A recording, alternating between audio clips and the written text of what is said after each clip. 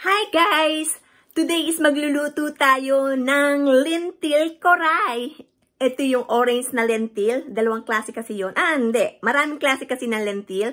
So, meron orange, green, and black. So, yung lulutuin ko ngayon is koray o orange. So, pakikita ko sa inyo na. Ito guys, yung koray o orange. Ayan yung lentil. Mas madali itong maluto kesa sa lentil na green or black. Ayan. So, pakuluanan muna natin. Ayan, sandali lang to guys. So, ayan na guys, pakuluan na natin yung ating lentil koray. Lagyan natin ng asin. Bawang, ayan. And then yung ating cubes.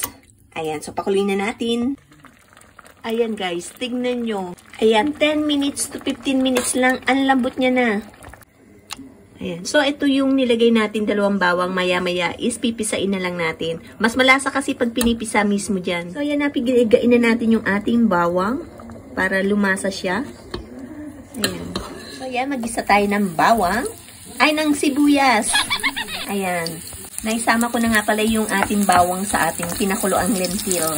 So, inilagay ko na yung aking ginisang kamatis. Ayan. Ayan, sama na natin yung hipon. Ayan, frozen hipon siya. Ayan, so sinama ko na rin yung maliliit na hipon na frozen. Ayan, para maraming sahog. Ayan, lagyan natin ng patis habang ginigisa natin. Ayan, so paminta. Ayan, dadamihan ko. Nasa inyo kung gusto nyo maraming paminta. Ako gusto ko marami. Ayan, lutuin lang natin mabuti. So, ayan, ilagay na natin yung ating ginisang hipon sa ating lentil. Haluin lang natin. Lagay na natin itong ating carrots dahil matagal itong iluto. Ayan, pakuloyin muna natin. Okay, lagay na natin itong ating leek.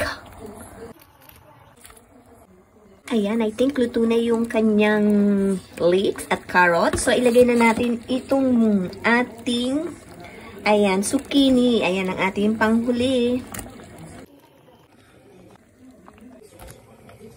Ayan, makikita nyo maraming gulay yung ating nilalagay kasi iyan lang ang aming kakainin. Walang kanin. Yan lang, gulay lang siya.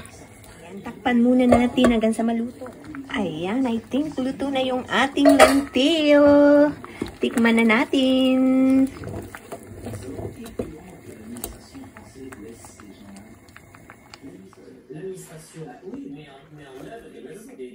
Wow, tamang-tama ang lasa. At napakagandang kainin ngayon taglamig. Yummy, yummy lentil soup. Ayan, kain na tayo. Tamang-tama ngayon, super lamig. Yummy.